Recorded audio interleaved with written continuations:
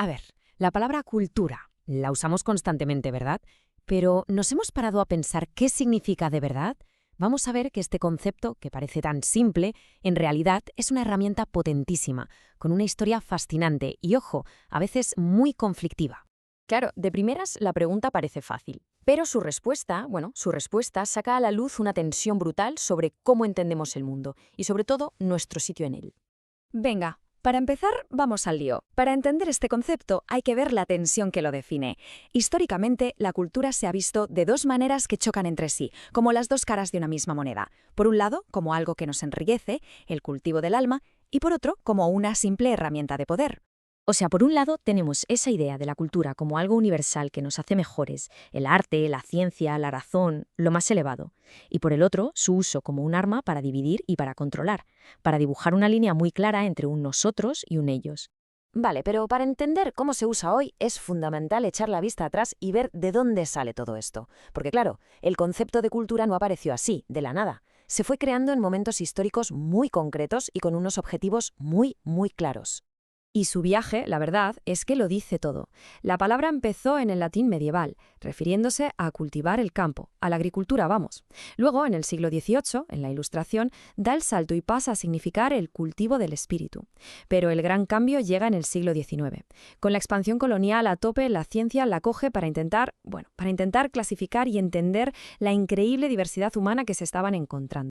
Y aquí llegamos a una idea clave, fundamental, el esencialismo.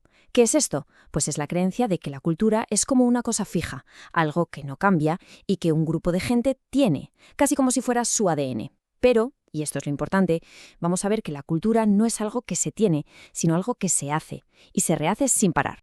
Fijaos en esta, una de las primeras definiciones científicas que tuvo un peso enorme. La idea de Taylor, que fue revolucionaria para la época, es que la cultura no es algo biológico, sino que se adquiere. O sea, no se nace con ella, se aprende. Y según esta forma de verlo, todos los seres humanos, absolutamente todos, tienen cultura. Pero claro, este nuevo concepto científico tuvo unas consecuencias políticas inmediatas y brutales. Se convirtió casi de la noche a la mañana en una herramienta superpoderosa tanto para construir naciones como para justificar imperios. Y aquí es donde se ve su doble filo. Por un lado, la idea unía, ¿no? Todos los humanos tenemos cultura, somos una misma especie, pero a la vez creó una jerarquía. De repente se empezó a decir que unas culturas estaban más evolucionadas que otras, y esto, claro, fue la excusa perfecta para el dominio colonial, de salvaje a civilizado. O sea, que el punto clave es este. El concepto de cultura se convirtió en una auténtica tecnología de gobierno. Se usó para crear identidades nacionales homogéneas, a la fuerza, borrando cualquier diferencia interna.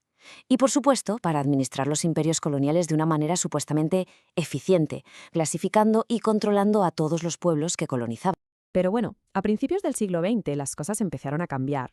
Empezó a surgir una crítica muy fuerte a esta visión tan fija, tan esencialista, y los científicos sociales empezaron a proponer una forma radicalmente nueva de ver la relación entre la sociedad y la cultura. Y la metáfora del dios romano Jano, este que tenía dos caras, viene que ni pintada. La idea es que la sociedad y la cultura se están creando la una a la otra todo el rato. No puedes tener una sin la otra. Son inseparables, como esas dos caras de la misma moneda, en un proceso que nunca termina. Vale, ¿y todo esto cómo funciona en la práctica? Pues vamos a verlo con unos cuantos ejemplos del mundo real que son muy reveladores. Venga, empezamos con un caso de estudio clásico de la antropología. Imaginemos algo que nos parece universal, como el fútbol. ¿Qué pasa cuando lo llevamos a un contexto social que no tiene nada que ver con el nuestro? Pues para los Gahuku Kama de Nueva Guinea, el objetivo del fútbol es justo el contrario al que conocemos. No se trata de ganar. Se trata de empatar. Los partidos pueden durar días enteros si hace falta, hasta que los dos equipos tengan exactamente el mismo marcador. Increíble, ¿verdad? Esto demuestra perfectamente la idea central. El significado de algo no está en el objeto en sí, en este caso el balón de fútbol, sino en el uso que se le da socialmente. Para ellos, el fútbol no es competición.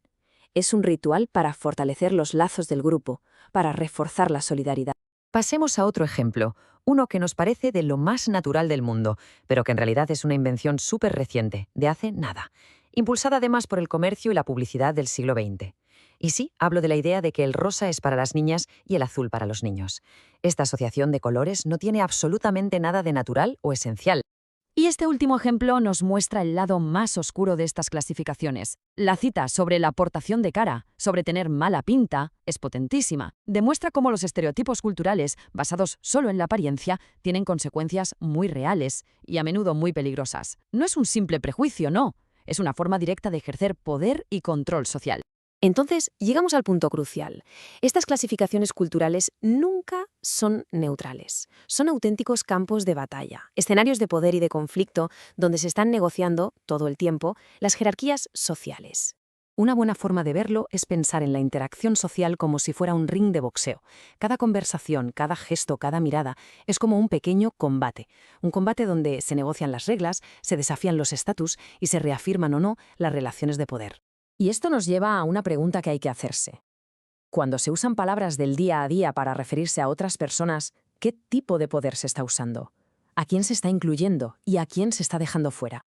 Palabras como gordo, flaca, pijo o cani pueden ser cariñosas o un insulto terrible. Todo depende de quién las diga y en qué contexto.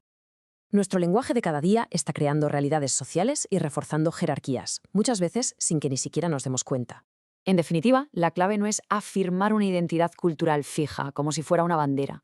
La clave es empezar a cuestionar las fronteras, las mezclas, las dinámicas de poder que le dan forma a nuestro mundo. Es preguntarse, ¿quién dibuja estas líneas que nos separan? ¿Cómo se mezclan en realidad estas categorías? Y lo más importante, ¿qué relaciones de poder se esconden detrás de todo esto?